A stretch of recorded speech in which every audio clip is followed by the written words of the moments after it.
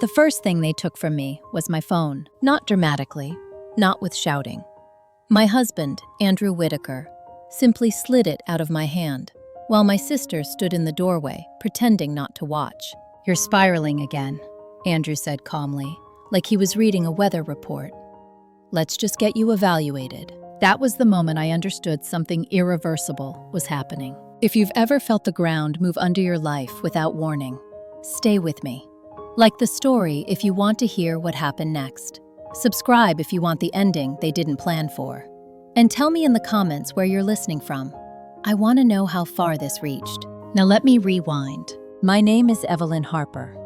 I was 31 years old when my husband and my younger sister decided I was inconvenient. Not broken, not dangerous. Inconvenient. I had married Andrew Whitaker 6 years earlier in Asheville, North Carolina, under strings of lights and borrowed vows about partnership. Andrew was charming in the way men are when they let you believe your competence is cute. He worked in asset management, clean suits, clean hands, clean language that always sounded reasonable. My sister, Claire Harper, had stood beside me that day as my maid of honor. 4 years younger, softer voice, always needing help, always needing something. Growing up, Claire was the one my parents worried about. I was the one they relied on. That pattern never changed. I built my life early.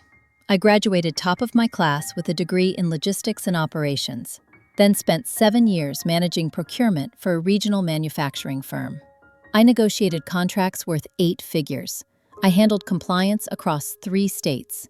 I understood systems. Andrew liked to say I was the stable one. What he meant was predictable. Claire moved in with us 2 years ago, after her second divorce. Temporary, she said, just until she figured things out. Andrew insisted it was the right thing to do. She's family, he told me, already deciding. At first, it was small things. She commented on how tired I looked, asked if I was sleeping, told Andrew she worried about my stress. I laughed it off. I had deadlines. Anyone would be tired. Then Andrew started repeating her words back to me. "You've been distant," he'd say.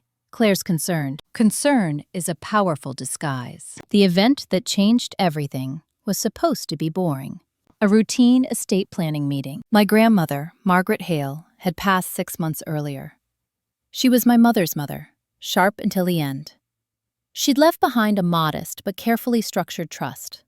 Nothing dramatic, but enough to matter. The meeting was scheduled for a Tuesday afternoon at the office of Samuel Brooks, the attorney who had handled her affairs for decades. Andrew insisted on coming. "So I can support you," he said. Claire asked to come too, for emotional reasons. She said softly. I didn't say no. I should have. At the meeting, Samuel Brooks spoke directly to me. He explained that my grandmother had updated her will 18 months before her death. The trust named me as primary beneficiary and executor. The assets included a commercial property in Durham and a diversified investment account. Andrew's hand tightened on my knee under the table. Claire went very still. "Evelyn was always the responsible one," Samuel said. "Your grandmother wanted continuity." Andrew smiled politely. Claire didn't. That night, the tone in the house shifted. Andrew asked questions he'd never asked before. About the trust, about control, about timing. Claire cried in the kitchen. "She never trusted me," she said. "Did she?" I tried to comfort her. I always did. That was the last honest night I had in that house. Over the next 3 weeks, the narrative around me changed. Andrew told me I was working too much. Claire told me I was forgetting conversations. Andrew started handling bills for me.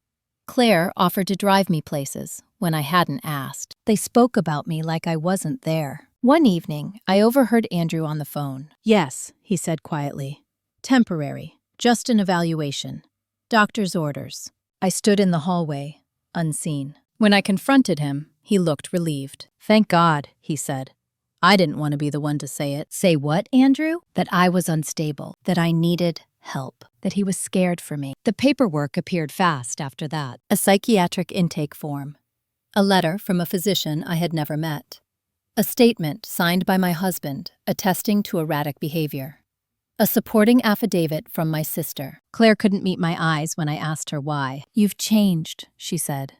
"I just want you safe." Safe from what? From my own assets, apparently. The morning they tried to take me in, I noticed details I had ignored before. Andrew had already packed a bag.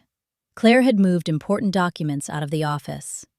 The house felt emptied of anything that belonged to me. That's when I understood. This wasn't concern. It was coordination. When the private transport arrived, Andrew spoke to them like a man who had rehearsed. "She's been paranoid," he said, refusing care. I didn't scream. I didn't cry. I asked one question. Am I being admitted voluntarily or involuntarily? The driver hesitated. Andrew answered too quickly. Voluntarily, he said. I smiled then. Because he was lying. And liars rush. I told them I needed to use the bathroom first, that I'd cooperate, that I was tired. They let me. I locked the door and used the one thing they had overlooked. My grandmother's old flip phone, hidden in the medicine cabinet behind expired prescriptions. I called one number, not the police, not a friend. A woman named Denise Walker, a compliance attorney I had worked with 3 years earlier during a hostile vendor dispute. She picked up on the second ring. "Denise," I said, "I need you to listen carefully." She did. By the time Andrew realized I wasn't coming out, the story had already split into two versions, the one he told and the one I was documenting. When I finally opened the door, calm and cooperative, I let them take me, because by then, I wasn't running. I was collecting evidence, and they had no idea what I was about to do with it. They called it an intake, not an admission. Language matters when you're trying to make something sound temporary. The facility was an hour outside Raleigh, tucked behind a line of trees, like it didn't want to be seen. Clean, quiet, beige, in the way places become when personality is considered a risk. Andrew Whitaker didn't come inside. He kissed my forehead in the parking lot, his hand lingering just long enough to look convincing. "This is just to get you steady," he said. "I'll be right here when you're ready to come home." Claire Harper stood a few steps back, arms folded, eyes shiny. She mouthed, "I love you." I nodded. Inside, a nurse named Paula Jenkins took my belongings. Shoes, watch, wallet, the bag Andrew had packed for me. I noticed what wasn't there: my laptop, my files, my grandmother's trust documents. Those had disappeared days earlier. Paula spoke softly as she led me down a hallway that smelled faintly of disinfectant and burnt coffee. "Voluntary admission," she said, checking a box. "That means you can request discharge after 72 hours. I stopped walking. "I didn't sign anything," I said. She looked up, surprised. "Your husband did." "That's not how voluntary works," I replied. Paula hesitated, then glanced at the clipboard again. "We'll sort it out with the attending." "Sort it out later," was the phrase that followed me everywhere. My room had a bed bolted to the floor and a window that didn't open more than 2 inches. The clock on the wall had no second hand. Time here was meant to blur. That first night, I didn't sleep. I listened. People talk when they think you're fragile. A woman down the hall cried softly into the night. A man argued with voices only he could hear. The staff changed shifts at 6 a.m. sharp. Patterns emerged quickly. The attending psychiatrist introduced himself the next morning as Dr. Martin Keller. Late 50s. Polite. Efficient. He sat across from me with my file open, tapping a pen against the margin. "Your husband and sister are concerned," he said. "Concern is not a diagnosis," I replied. He smiled thinly. "No, but behavior is." He asked questions that weren't questions. Had I been sleeping? Did I feel watched? Did I believe people were working against me? I answered carefully, truthfully, without emotion. Yes, I was sleeping less. I was under professional stress. No, I don't feel watched. Yes, people are working against me. That is demonstrable. He paused. "You sound defensive." "I sound precise," I said. "There's a difference." Dr. Keller made a note. That afternoon, Claire visited alone. She brought flowers.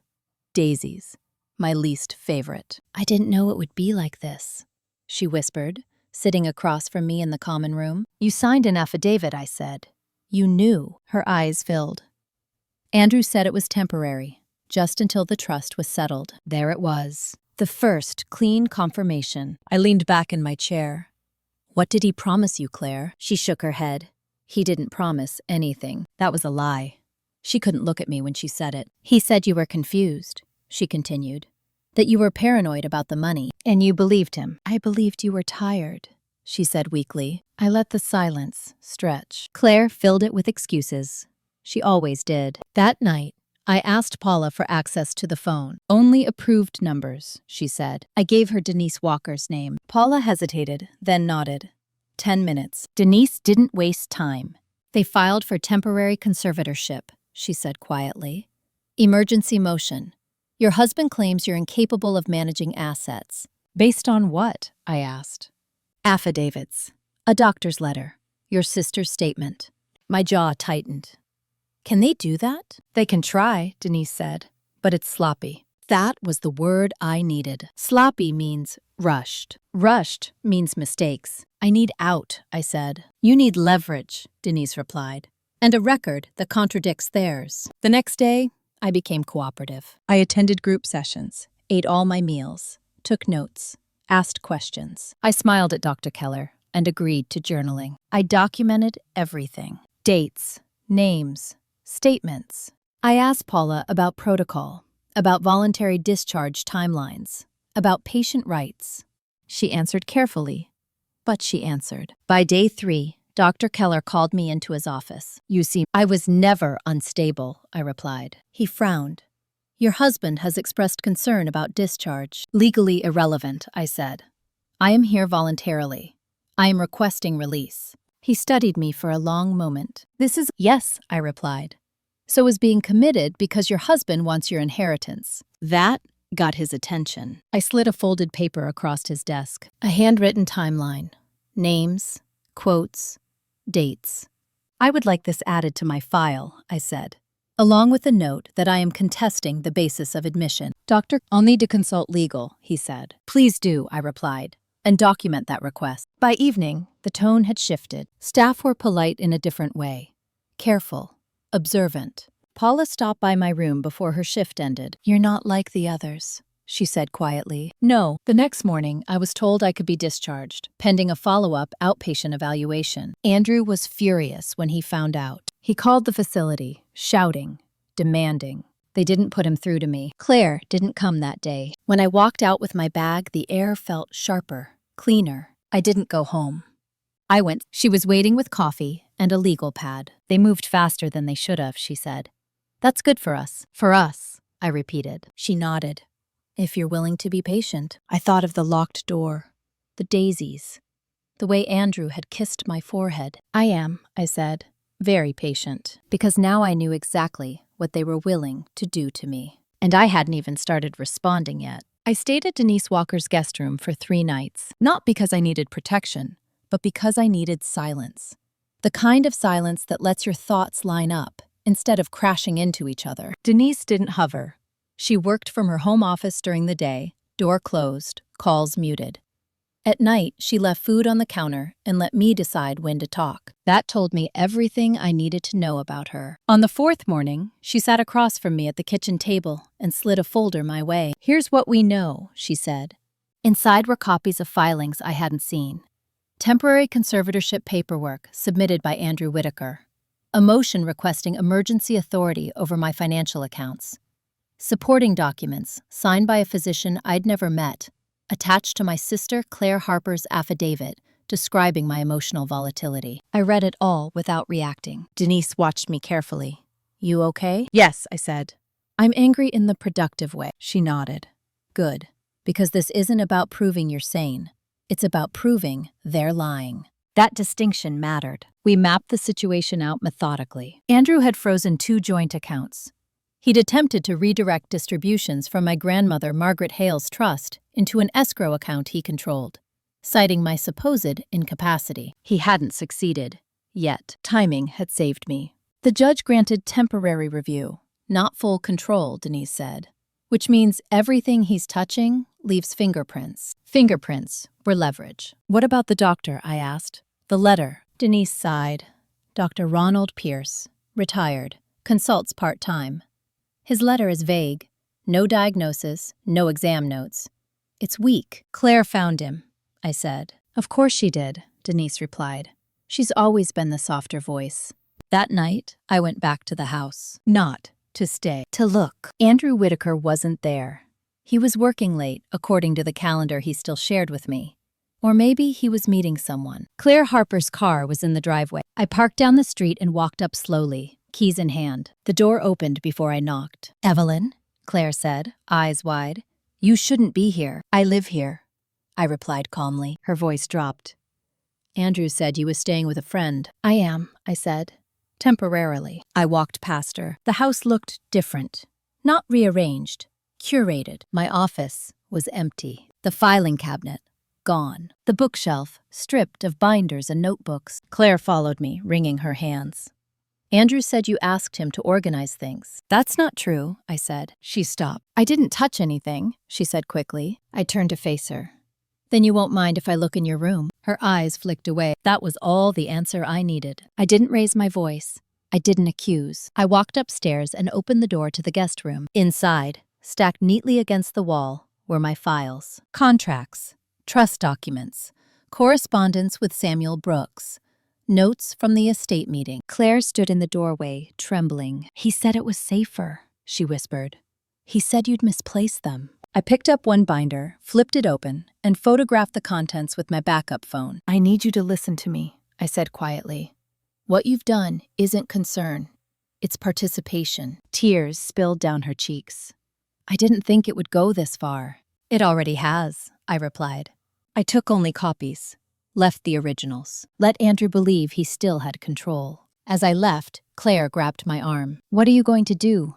she asked. I looked at her hand on my sleeve. "I'm going to tell the truth," I said. "And then I'm going to let consequences handle the rest." That night, Andrew called me 12 times. I didn't answer. He left 3 voicemails. The first was angry. The second was pleading. The third was careful. "Evelyn," he said, voice low, rehearsed. "We can fix this if you stop making it worse." That sentence stayed with me. Fix this meant silence. Stop making it worse meant stop resisting. I forwarded the voicemails to Denise. She replied with one line. "Good. He's panicking." The next day, we met with Samuel Brooks. He looked tired, older than he had at the estate meeting. "I'm sorry," he said. "I didn't realize how aggressive Andrew was becoming." "You're not responsible," I replied. "But I need everything." He nodded. "You're still the executor. Nothing has changed legally." "Yet," Denise said. Samuel handed over copies of correspondence Andrew had sent him. Requests for early distributions. Questions about capacity clauses. Subtle, but persistent. "Did you respond?" I asked. "I stalled," Samuel said. "I wanted to speak with you first." That decision had saved months of damage. When we left, Denise looked at me. "We have enough to file an objection." "File it," I said, "and subpoena Dr. Pierce." Her eyebrows lifted slightly. "You're sure?" "Yes," I replied. "I want their version on record." The filing went in that afternoon. Within hours, Andrew's attorney responded with a request for mediation. Denise smiled when she read it. "They want to contain it," she said. "Good," I replied. "Let's expand it." That evening, I sat alone in Denise's guest room and reviewed everything I'd gathered, not with panic, with clarity. There was a strange calm that comes when you realize the worst has already happened. They had tried to erase me, failed. Now all that remained was to decide how much light I was willing to let in. Because once the truth is public, it doesn't belong to you anymore. It belongs to everyone who sees it. And I was just getting started. Mediation was scheduled for the following Thursday. Andrew Whitaker requested it. That alone told me how far his confidence had slipped. People don't ask for mediation when they're winning. They ask when the ground beneath them starts to shift, and they need time to rebuild their footing. Denise Walker and I prepared quietly. We didn't rehearse arguments. We assembled facts, bank timestamps, metadata from scanned affidavits, email headers, phone records. Everything Andrew and Claire Harper had treated like background noise was now evidence with weight. On Monday morning, Denise filed the subpoena for Dr. Ronald Pierce. By Tuesday afternoon, his office called. Not Denise. Me. I let it go to voicemail. "Ms. Harper," the message said, nervous and formal. "This is Dr. Pierce. I believe there may have been a misunderstanding regarding the letter I provided. I'd like to clarify." Clarify was an interesting choice of word. I forwarded the voicemail to Denise and didn't respond. The next development came from an unexpected place, my mother. Linda Harper hadn't called me since the day I was taken to the facility. When her name appeared on my phone, I considered letting it ring. Then I answered. "Evelyn," she said, breathless. "Andrew told me you're refusing treatment." "I was never diagnosed," I replied calmly. There was a pause. "Claire said you were paranoid." "Claire signed an affidavit saying that," I said. "Those are not the same thing." My mother exhaled. "Your father and I are worried." "I understand," I said. "But you should be worried about why your son-in-law tried to place me under conservatorship without my consent." Silence. "That's not what he said," she replied finally. "Of course it's not," I said. I didn't argue. I didn't convince. I sent her one thing, a copy of Andrew's emergency filing. 10 minutes later, she called back. Her voice was different. "I didn't know," she said. "He said you asked him to help manage things." "He lied," I replied. She didn't defend him. That mattered. The mediation took place in a neutral office park outside Durham. Glass walls, frosted doors, everything designed to feel temporary and non-committal. Andrew arrived early. Claire came with him. That surprised me. She sat beside him, hands folded, eyes down. Not fragile, strategic. Andrew stood when I entered. "Evelyn," he said, trying to sound relieved. "I'm glad you came." "I live for procedural deadlines," I replied, and sat down. Denise took the seat next to me, calm, unmoved. The mediator introduced himself and outlined ground rules: confidentiality, cooperation, good faith. Andrew nodded at all the right moments. Then he spoke. "I love my wife," he said, voice measured. "This was never about money. I was scared for her." I watched him lie, the way he always had. Smooth, controlled, just emotional enough to seem human. Denise let him finish. Then she slid a document across the table. "Emergency conservatorship filings don't align with concern," she said. "They align with control." Andrew's attorney interjected. "We're here to find resolution, not escalate." Denise smiled slightly. "Then let's resolve facts." She laid out the timeline. The estate meeting. The sudden documentation of instability. The physician's letter, dated before any alleged incident. The attempt to redirect trust assets. Andrew leaned back, arms crossed. "You're mischaracterizing intent," he said. Denise turned to him. "Then explain why Dr. Pierce has no examination notes." Claire shifted in her chair. Andrew's attorney glanced at him. "That's a technical oversight," Andrew said. "Then why did Dr. Pierce call my client directly yesterday?" Denise asked, asking to clarify his statement. That landed. The room changed temperature. Claire looked up sharply. "He called you?" "Yes," I said, meeting her eyes. "Didn't he tell you?" She looked at Andrew. Andrew didn't look back. The mediator cleared his throat. "Perhaps we should take a short break." "No," Denise said. "We're fine." Andrew's composure cracked slightly. "This is unnecessary," he said. "We're family." Denise's voice was quiet. "Family doesn't fabricate medical incapacity to access inheritance." Andrew turned to me then. "You're taking this too far," he said. "You're proving the point." I smiled. "That's a familiar tactic," I said. "Gaslight, then blame the reaction." Claire spoke for the first time. "I didn't know he'd do that," she said quickly. "I thought it was temporary." I didn't respond. Denise did. "Then you won't object to being removed from any role related to Evelyn's finances," she said. Claire froze. Andrew shook his head. "That's not necessary." "It is," Denise replied.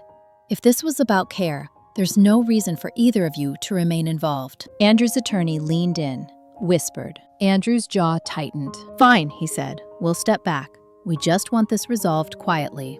Quietly. There it was. "Then you'll agree to withdraw the conservatorship request," Denise said, "and return all documents taken without consent." Andrew hesitated. And Denise added, "You'll consent to a forensic review of any financial activity conducted during this period." Claire's breath caught. Andrew stared at the table. "That's extreme," he said. "No," Denise replied. "It's proportional." The mediator looked uncomfortable. "Perhaps we can." Andrew stood abruptly. "This is ridiculous," he snapped. "She's turning this into a spectacle." I stood too. "No," I said calmly. "I'm turning it into a record." He stared at me like he didn't recognize me. That was the moment he realized something fundamental had changed. The mediation ended without agreement, which was exactly what I wanted. Because now, nothing was contained. Outside, Andrew followed me to the parking lot. "You think you've won," he said quietly. "You don't know what you're doing." "I know exactly what I'm doing," I replied. "I'm making sure you can't do this to anyone else." Claire stood a few feet away, arms wrapped around herself. "Evelyn," she said, voice shaking, "we can still fix this." I looked at her. "Fixing things requires truth," I said. "You haven't started yet." That night, Denise filed a formal objection to the conservatorship. She also filed a complaint with the medical board regarding Dr. Pierce. By morning, the story had expanded beyond our control, which was the point. Andrew had tried to shrink my world down to a locked room and a diagnosis he invented. Now his was expanding into courtrooms, records, and people who don't care how charming you are. The balance had shifted, and this time, there would be witnesses. Once the complaint was filed, the silence ended. Not all at once, not dramatically, but in layers. Denise Walker warned me what would happen next. "When people realize the story isn't staying private," she said, "they stop managing you and start managing themselves." She was right. Andrew Whitaker didn't call me again. Instead, his attorney sent emails, carefully worded, neutral in tone, requests for cooperation, proposals for temporary arrangements. Every message tried to frame the situation as mutual misunderstanding. Denise replied to each one with the same structure: acknowledged receipt, requested documentation, set deadlines, no emotion, no concessions. Claire Harper tried a different tactic. She showed up at my parents' house. I wasn't there, but my mother, Linda Harper, told me later what happened. Claire cried, claimed she'd been manipulated, said Andrew had pressured her, that she'd only signed what he put in front of her. She said she was scared, my mother told me, that she didn't understand the consequences. "And did you believe her?" I asked. Linda hesitated. "I believe she didn't think it would come back on her." That was the most honest assessment anyone had given. The forensic review began the following week. A neutral accounting firm appointed by the court requested access to all relevant financial records, joint accounts, trust-related correspondence, transaction histories. Andrew objected at first, then complied. That shift mattered. People who fight reviews have something to hide. People who comply late usually do too. I spent those days doing something unexpected. Nothing. I didn't rush to explain myself to extended family. I didn't issue statements. I didn't defend my reputation. I let documents speak. The first red flag appeared quickly. 2 wire transfers totaling $187,000. Both initiated within 48 hours of my admission to the facility. Both routed through an intermediary account Andrew controlled, labeled legal contingency. Denise didn't react when she saw it. She nodded. That's enough to change the tone. The second red flag came from Claire. She had accessed the trust portal using credentials she shouldn't have had. The login originated from our house, time-stamped at 2:14 a.m., the same night Andrew claimed he was staying late at the office. Patterns emerged, not dramatic ones, not movie villains, just coordinated decisions made by people who assumed I wouldn't be believed. The court scheduled a preliminary hearing. Andrew requested to appear virtually. The judge denied it. When we entered the courtroom, Andrew sat 2 rows ahead of me. He didn't turn around. Claire sat behind him, hands folded in her lap, eyes fixed on the floor. The judge, Honorable Patricia Monroe, didn't waste time. She reviewed the filings, asked questions that cut through rehearsed narratives. "Mr. Whitaker," she said, "why was your wife not informed of the conservatorship filing prior to submission?" Andrew cleared his throat. "We were concerned about her reaction." "That's not a legal justification," Judge Monroe replied. She turned to Claire. "Ms. Harper, on what basis did you attest to your sister's incapacity?" Claire's voice shook. I thought she was overwhelmed. "Overwhelmed is not incapacitated," the judge said calmly. "Did you witness behavior that endangered her or others?" "No," Claire admitted. The courtroom felt very quiet. Judge Monroe turned to Denise. "Ms. Walker," she said, "you're requesting dismissal of the conservatorship and sanctions." "Yes, Your Honor," Denise replied.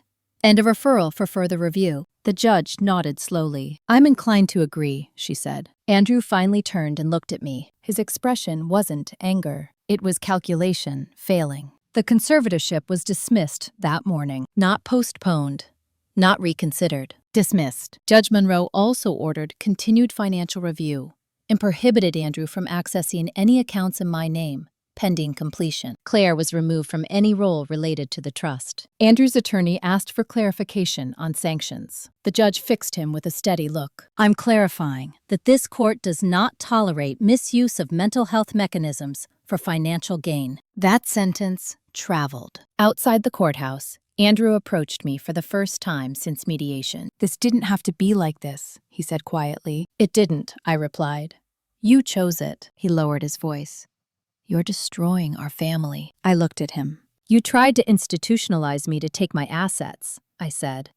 Don't ask me to protect what you were willing to break. Claire hovered nearby. She didn't speak. That night, I slept deeply for the first time in weeks. Not because things were over, because they were finally real. The next development came from an unexpected source. The medical board acknowledged the complaint against Dr. Ronald Pierce and opened a formal inquiry. They requested statements, records, context. Dr. Pierce emailed Denise directly. I regret my involvement, he wrote. I was misled. Misled is not a defense. The story widened again. Andrew's employer placed him on administrative leave, pending review of the situation. Asset management firms don't like reputational risk, especially when it intersects with abusive process. Claire's friends stopped calling, not because they knew the full story, because uncertainty makes people cautious. I didn't celebrate any of this. I observed it. There's a difference. One afternoon, my mother came over to Denise's house. She sat across from me at the same table where the folder had first been opened. I raised you to be strong, she said. I didn't realize how strong. I met her gaze. I didn't either. She reached across the table and squeezed my hand. I'm sorry we believed him first. I nodded. Thank you for saying that. That mattered more than apologies from anyone else. The final report from the forensic review was scheduled for release in 2 weeks. Denise prepared me for what it would mean. Once it's filed, she said, this stops being about control and starts being about consequences. I thought about Andrew's calm voice, Claire's tears, the locked door at the facility. I'm ready, I said, because the truth had already taken root. And once it does, it doesn't need you to push it. It grows on its own. The report arrived on a Friday morning. Denise Walker didn't call. She didn't text. She sent an email with a single line in the body. It's thorough. Come by when you're ready. I waited an hour before driving over, not because I was afraid of what it would say, but because I needed to decide how I wanted to receive it. Standing up, sitting down, coffee or no coffee. These small choices were how I reminded myself that I was in control again. Denise had printed the report and placed it in a blue binder on her desk. Tabs marked sections, transaction summaries, timelines, conclusions. She slid it toward me without commentary. I read slowly. The forensic accountants had reconstructed everything Andrew Whitaker touched from the moment my grandmother Margaret Hale's trust became active. Every login, every transfer attempt, every internal note he'd written to justify his actions. It was all there. The most damning part wasn't the money. It was the coordination. Emails between Andrew and his attorney discussing conservatorship strategy before I'd ever been evaluated. Messages to Claire Harper outlining what she should emphasize in her affidavit. A calendar entry titled Contingency Plan, scheduled the morning I was taken to the facility. People imagine betrayal as emotional. This was logistical. Andrew hadn't snapped. He'd planned. Denise watched my face carefully. You don't have to read it all today. I do, I replied. I need to see how far it went. I reached the conclusions section. The accountant stated plainly that there was no evidence of financial incapacity on my part, that the conservatorship filing appeared designed to facilitate access to trust assets, that Andrew had attempted to mischaracterize my behavior for financial advantage. They didn't speculate. They documented. Denise spoke when I finished. With this, she said, we can move in a few directions. Tell me all of them, I said. She leaned back. Civil claims for financial abuse, sanctions, potential referral for criminal review, depending on how aggressive you want to be. I thought about Andrew's voice telling me I was spiraling. Claire's affidavit. The locked window. How public does it get? I asked. Denise didn't sugarcoat it. Very. I nodded. Good. That afternoon, we filed a motion to convert the forensic findings into formal claims. Andrew's attorney responded within hours, requesting a private settlement conference. Denise forwarded it to me with one word: predictable. Claire tried to reach me that evening. She called twice, texted once. Please, we need to talk. I didn't respond. I wasn't ready to hear her version of remorse yet. I needed to decide whether she was a co-conspirator or a casualty of her own weakness. There's a difference, and it matters legally. The next hearing was scheduled for 10 days later. In the meantime, the consequences continued to ripple. Andrew's employer terminated him quietly. No announcement, just a LinkedIn profile that stopped updating. His attorney withdrew, citing irreconcilable differences. That one surprised me. Denise explained it over lunch. He likely didn't disclose everything, she said. Once the forensic report landed, the attorney realized exposure. Exposure is a word people use when they mean accountability, but want to sound clinical. Claire's situation deteriorated faster. Her name appeared in the filings as a supporting affiant whose statements conflicted with documented facts. Friends stopped returning her calls.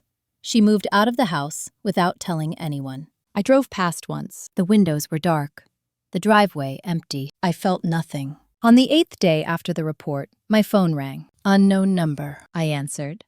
Evelyn, Andrew said. I closed my eyes. How did you get this number? I asked. You didn't block me everywhere, he said. I just want to talk. No, I replied. You want to negotiate. Silence. Then, you don't have to do this. I'm not doing anything, I said. I'm allowing the truth to move forward. You're ruining me, he said. I laughed softly. No, I'm removing myself from the lies that protected you. He exhaled sharply. What do you want? That question was the moment everything crystallized. People like Andrew believe every conflict ends with a demand. I chose my words carefully. I want my name cleared in a public record, I said. I want acknowledgement that what you did was intentional. And I want you nowhere near my finances ever again. That's it? He asked, incredulous. Yes, I replied. He was quiet for a long time. Then, and if I don't agree? Then the court will decide, I said, and I won't stop it. He hung up. 2 days later, Denise received a revised settlement proposal. Andrew agreed to withdraw all claims, to acknowledge the lack of medical basis, to relinquish any interest in the trust, to submit a statement of facts into the court record. But there was a condition. He wanted confidentiality. Denise looked at me. You don't have to accept that. I know, I said. I read the proposal twice. Confidentiality would protect him from public scrutiny. It would spare my parents further embarrassment. It would let Claire retreat into obscurity, but it would also seal the narrative. It would let people imagine it had all been a misunderstanding. I shook my head. No confidentiality, I said. Truth doesn't get sealed. Denise smiled slightly. I was hoping you'd say that. The next day, Claire showed up at Denise's office, unannounced. I wasn't expecting her. She looked smaller, thinner. Her confidence had evaporated. I need to explain, she said, voice cracking. I studied her face. This isn't about explanation, I replied. It's about responsibility. She started to cry. He told me you were unstable, that the money would be safer with him. He said I was helping. You were helping, I said calmly. Just not me, she flinched. I never wanted to hurt you, she whispered. I know, I replied. You just didn't want to lose your place. That hit her harder than anger would have. Denise stepped in. Claire, your attorney should be advising you. Claire nodded miserably. I don't have one, she said. That wasn't my problem. The hearing approached. This one wouldn't be about whether I was competent. It would be about intent, about misuse, about what happens when people try to weaponize concern. The night before, I slept well, not because I knew I would win, but because I knew I would speak. And this time, there would be no locked doors. The courtroom was fuller this time, not crowded, but occupied in a way that changes how people behave.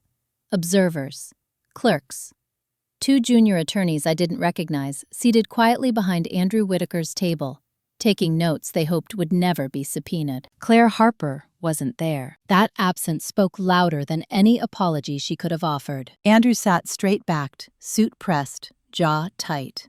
He looked like a man who had memorized the idea of innocence, but not the feeling. Denise Walker stood beside me, composed, her posture relaxed in the way of someone who knows the record will do the work. Judge Patricia Monroe entered and wasted no time. "We're here regarding the misuse of conservatorship filings, alleged financial exploitation, and supporting affidavits," she said. "Counsel, proceed." Andrew's new attorney began, carefully, neutral tone, no emotion.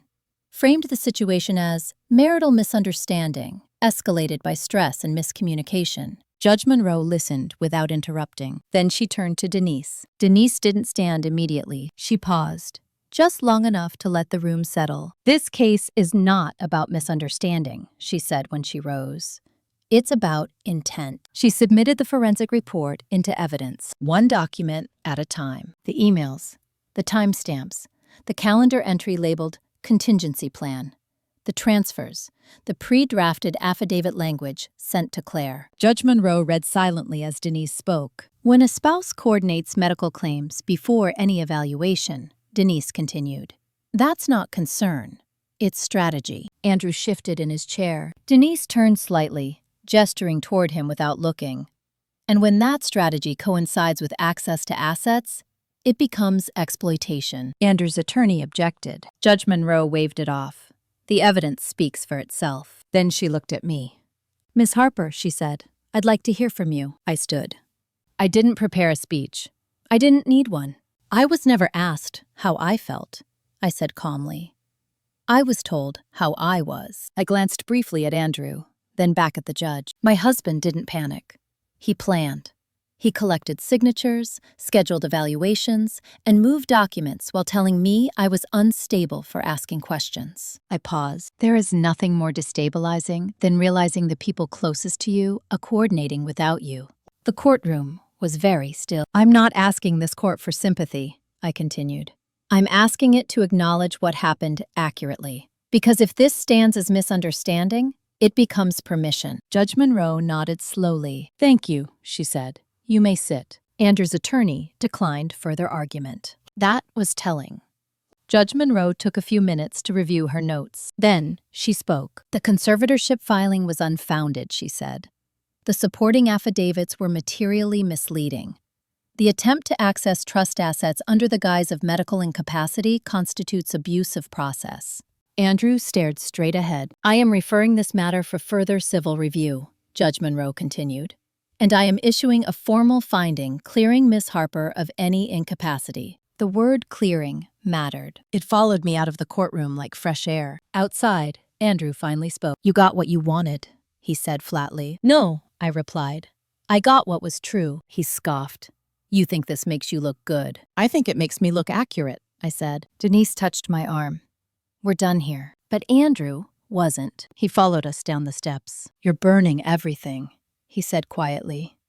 "There won't be anything left." I turned to him for the last time. "You already burned it," I said. "I just stopped pretending it was warm." He didn't answer. The fallout came faster than I expected. The formal finding circulated, quietly at first, then with interest. Andrew's former employer declined to offer any severance. His professional license wasn't revoked, but the inquiry alone froze his prospects. People don't like unresolved questions around ethics. Claire emailed me that night. A long message. Apologies, explanations, regret. I read it once. Then I archived it. Forgiveness is not a requirement for healing. Sometimes distance is the cure. My parents invited me to dinner that weekend. I went. They didn't ask me to explain everything. They didn't defend Claire. My father said one thing: "We should have listened sooner." "Yes," I replied. "You should have." That was enough. After dinner, my mother hugged me longer than usual. "You're different," she said quietly. "I am," I replied. I had to be. In the weeks that followed, the legal process continued in the background. Notices, filings, requests for statements. But my internal state shifted. I stopped replaying conversation. I stopped wondering what I could have done differently. Clarity replaced doubt. One afternoon, Denise called me into her office. "There's one more decision to make," she said. "What kind?" I asked. "Claire's attorney is requesting separate consideration," she said. "They're arguing diminished responsibility, that she was manipulated." I thought about Claire standing in my doorway, saying she was just trying to help. What does that mean? I asked. It means consequences could differ, Denise said. Lighter sanctions, less public exposure. I closed my eyes briefly. Let the record reflect exactly what she signed, I said. Nothing more, nothing less. Denise nodded. Understood. That was my line. I wouldn't invent villainy. I wouldn't soften reality. I would let each person stand where they chose to stand. The story had reached a point of no return, not because of punishment, because of separation. Andrew no longer had access to my life. Claire no longer had access to my trust. And I no longer had access to the version of myself that confused responsibility with silence. One chapter remained, not about what they lost, but about what I reclaimed when I stopped asking permission to be sane. The quiet after a legal turning point feels unnatural at first, like the pause after a storm when your body hasn't yet accepted that the threat has passed. I kept expecting something else to break.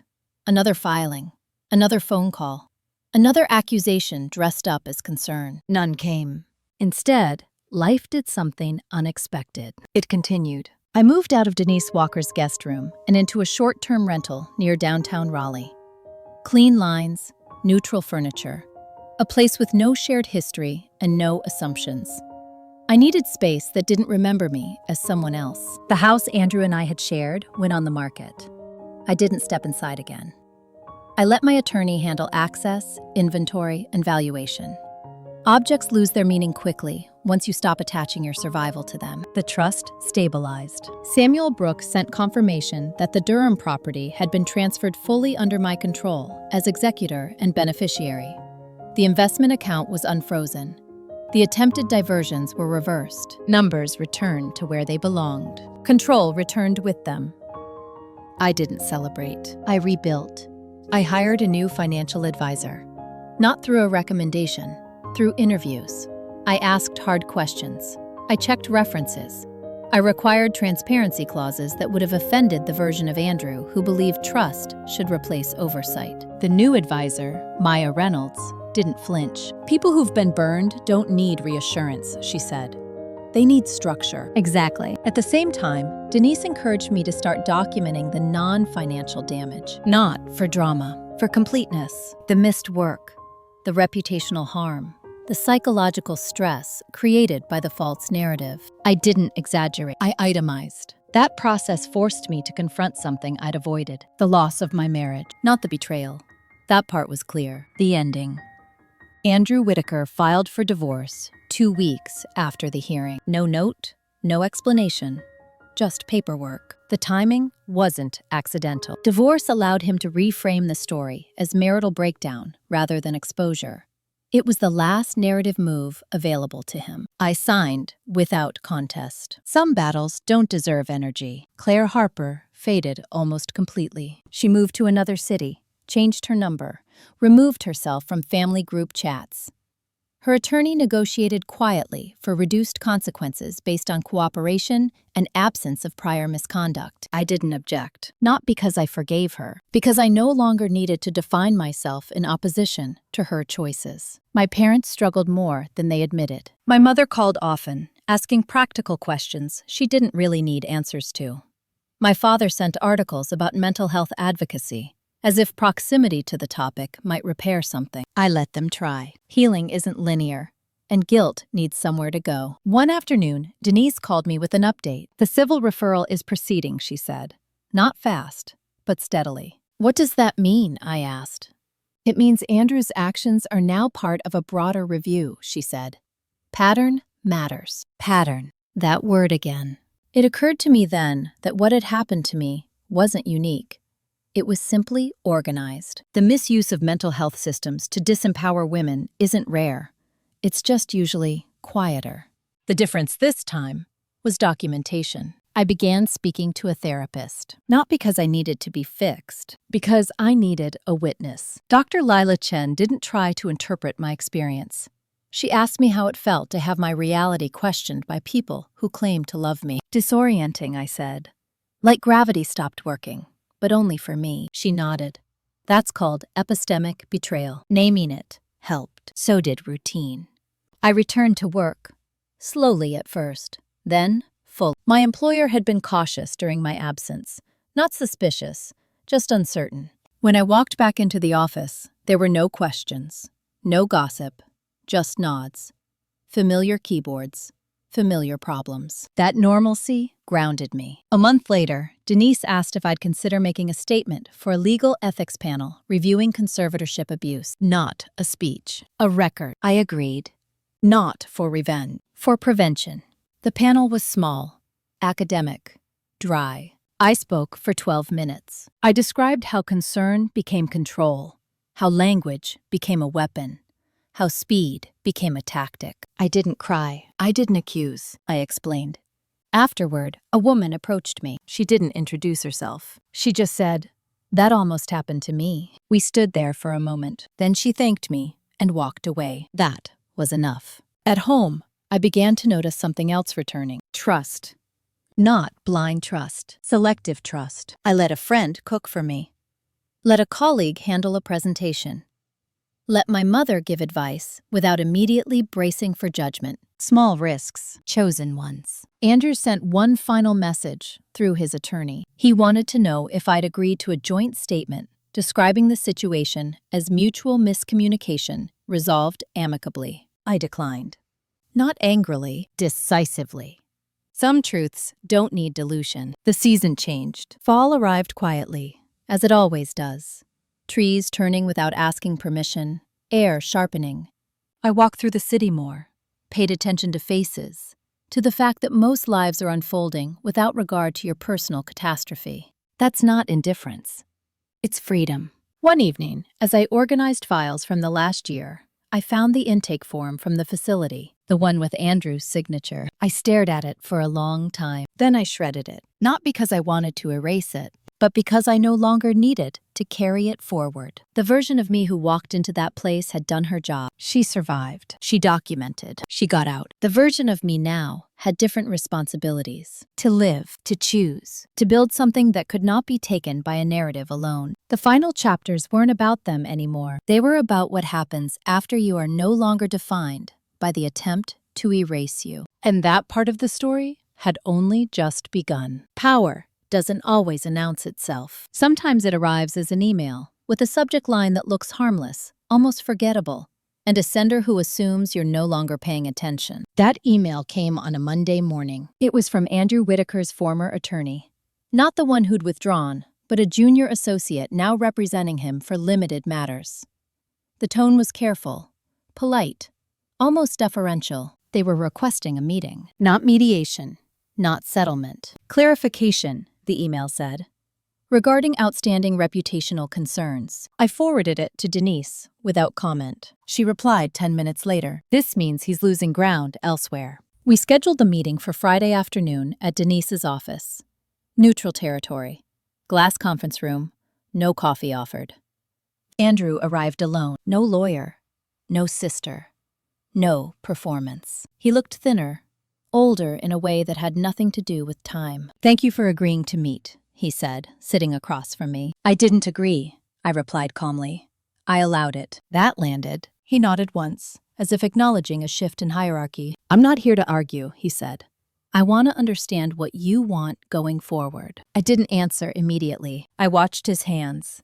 Still, controlled. No tremor. People like Andrew don't stop manipulating. They adjust methods. "What I want," I said finally, "is irrelevant." He frowned slightly. "Then why are we here?" "Because you want something," I replied, "and you're trying to find out what currency I accept." He leaned back. "Fair." He cleared his throat. "There's been fallout. Professional." I waited. "Some clients have raised questions," he continued, "about judgment, about ethics." I said nothing. "They're referencing the court finding," he said. The language was strong. "Yes," I said. "It was accurate." He exhaled. "I'm asking if you'd be willing to submit a clarifying statement, something neutral that emphasizes no malicious intent." I met his eyes. "There was intent," I said. "It was documented." His jaw tightened. "You know what I mean." "I do," I replied. "You want me to soften the truth so you can continue your life with minimal damage." Silence. "I can't undo what happened," he said quietly, but this is destroying everything I built. No, I said. It's revealing it. That was the moment his composure slipped. You don't have to keep punishing me, he snapped. I leaned forward slightly. I am not punishing you, I said evenly. I am refusing to protect you from consequences you earn. Denise hadn't spoken. She didn't need to. Andrew ran a hand through his hair. What about Claire? I raised an eyebrow. What about her? She's struggling, he said. She's isolated. She thought she was helping. She helped you, I said. That's not the same thing. She was manipulated, he insisted. So was I replied. The difference is, I didn't sign someone else's reality away. He stood abruptly. So that's it? Yes, I said. That's it. He hesitated, then sat back down. One last thing, he said. If the civil review escalates, it will, Denise said calmly for the first time. Andrew glanced at her, then back at me. You'll testify, he said. Not a question. Yes, I replied. He nodded slowly. Then I guess there's nothing more to say. There wasn't much to begin with, I said. He left, without shaking hands. Afterward, Denise closed the door and sat across from me. You did well, she said. I didn't do anything, I replied. She smiled. Exactly. The escalation came sooner than expected. The civil review expanded into a formal inquiry regarding abuse of conservatorship mechanisms. Andrew's case wasn't the only one, but it was one of the clearest. That mattered. I was asked to provide a sworn statement. Not testimony yet, just record. I spent an afternoon with Denise drafting it. We removed adjectives, removed emotion, removed speculation. What remained was devastating. Dates, documents, actions, outcomes. When I signed it, I felt something release in my chest. Not relief. Completion. Claire reached out one last time after that. A short message. I'm sorry. I really am. I stared at it for a long time. Then I replied with a single sentence. I hope you learn to pause before agreeing to erase someone else. She didn't respond. At work, I was offered a promotion, not a reward. A recognition of consistency, more responsibility, more visibility. I accepted without hesitation. The woman who had once been declared unstable was now being trusted with more authority than ever. That irony didn't escape me. My parents adjusted slowly. They stopped asking when things would go back to normal. They started asking what my plans were. That shift mattered. One evening, my mother said something that surprised me. I keep thinking about how easily we believed them, she said, and how close we came to losing you. I looked at her. You didn't lose me, I said. You just didn't recognize me for a while. She nodded, tears in her eyes. I see you now, she said. I believed her. The civil inquiry moved forward quietly. No headlines, no spectacle. That was fine. This wasn't about public redemption. It was about structural change. I started sleeping through the night again, stopped checking locks twice, stopped rehearsing explanations in my head. The story had shifted from survival to authorship. And in the next chapter, I would decide something that surprised even me. Not about them, but about what kind of life I wanted to build, now that no one could rewrite it for me. I didn't expect clarity to feel this quiet. No surge of triumph. No moment where the weight dropped all at once. Just a steady sense that my life was no longer being negotiated behind closed doors. The decision I'd been circling finally became obvious one Tuesday morning while I was standing in line for coffee before work. The barista asked for my name. I gave it without hesitation. No pause, no calculation. That was new. I realized then that for months I'd been living defensively. Not afraid exactly, but alert, managing optics, preparing explanations that no one had asked for yet. That vigilance was no longer necessary. So I made a choice that surprised even Denise when I told her. I withdrew from the civil inquiry as an active driver, not as a witness, not as a complainant, as a strategist. I'll cooperate fully, I said.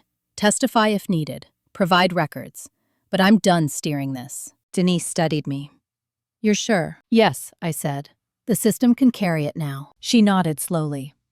That's usually the moment people realize they're free. Work expanded in ways I hadn't anticipated. My promotion wasn't symbolic. It came with real authority, budget oversight, team restructuring, long-term planning across multiple regions. I found that decision-making felt easier now. Not because I was less cautious, because I trusted my judgment again. The first major call I made was restructuring reporting lines to eliminate bottlenecks that had frustrated me for years. The team responded immediately. Productivity improved. Communication sharpened. Competence, I'd learned, doesn't need permission. It just needs room. Andrew faded into the background. Occasionally, his name surfaced in updates from Denise. An interview here, a compliance request there. No dramatic collapse, just erosion. Reputations don't usually explode. They thin out. Claire remained distant. My parents told me she'd taken a job in another state, that she was starting over, that she missed me. I wished her well, from far away. Distance isn't cruelty, it's clarity. One evening, my father asked if I would ever speak to Andrew again. I already have, I replied. Enough. He nodded, absorbing that. My mother asked a different question. Do you feel angry? She asked softly. I considered it. No, I said. I feel uninterested. That seemed to trouble her more than anger would have. Around that time, I was asked to speak again. Not to a panel. Not about conservatorship. About leadership under pressure. I almost declined. Then I thought about the woman in the facility who cried at night. The one whose voice I never heard clearly, but whose presence I felt every evening. I accepted. I spoke about decision fatigue, about how power is often taken not through force, but through exhaustion. About the danger of being labeled difficult when you ask for clarity. I didn't tell my story. I described the pattern. Afterward, several people stayed behind, not to congratulate me, to ask practical questions. How do you document without escalating? How do you protect yourself without becoming isolated? How do you know when something feels off, but everyone else says it's fine? I answered honestly. You slow down. You write things down. You trust discomfort as data. That night, walking home, I felt something close to peace. Not because everything was resolved, but because nothing was unresolved. The final update came quietly. Denise called one afternoon and said the inquiry had concluded its initial phase. Findings supported misuse of process. Recommendations for reform were being drafted. Andrew's case would be cited anonymously. That means others will be protected, she said. That's enough, I replied. I didn't ask about penalties. I didn't need to know. Some consequences are structural, not personal. I moved apartments shortly after that. Not to escape memories, but to mark time. A new lease, a new neighborhood, windows that let in more light. On my first night there, surrounded by unpacked boxes, I slept deeply. No dreams, no rehearsals, just rest. I thought about how close I'd come to losing not my assets, but my sense of reality. How easily a coordinated story could have replaced my own voice, and how quietly that power had been returned once I stopped arguing and started documenting. The next chapter of my life wouldn't be about recovery. It would be about construction, not of narratives, of boundaries, of work, of days that didn't require justification. There was only one thing left to do: not confront, not forgive, but decide what kind of woman I would be now that no one could decide for me. That decision came easily, and it changed everything. The hardest habit to break was explanation. I didn't notice it at first. It surfaced in small ways, catching myself adding context where none was needed, softening statements before anyone pushed back, offering reassurance to people who hadn't asked for it. Old reflexes. They'd kept me safe once. They weren't necessary anymore. The realization came during a routine meeting at work. A colleague questioned a decision I'd made about reallocating resources. Not aggressively, just curious. I answered simply, clearly, and then I stopped. No follow-up justification. No extra narrative. No attempt to manage how it landed. The room stayed quiet for a moment. Then the meeting moved on. That was it. No fallout, no judgment, no whispered doubts. I'd been carrying an invisible weight long after I'd put it down. Outside of work, I started saying no without packaging it as kindness. No, I won't attend that event. No, I'm not available. No, I don't want to discuss that. Each time, the world failed to collapse. That was instructive. Denise and I met one last time in her office to close out remaining matters. Administrative cleanup, file transfers, loose ends. She slid a thin folder across the desk. "This is the final notice," she said. "No further action required from you, unless something new emerges." I opened it, glanced at the contents, then closed it again. "Thank you," I said. She studied me for a moment. "You're not relieved." "I am," I replied. "I'm just not surprised anymore." She smiled.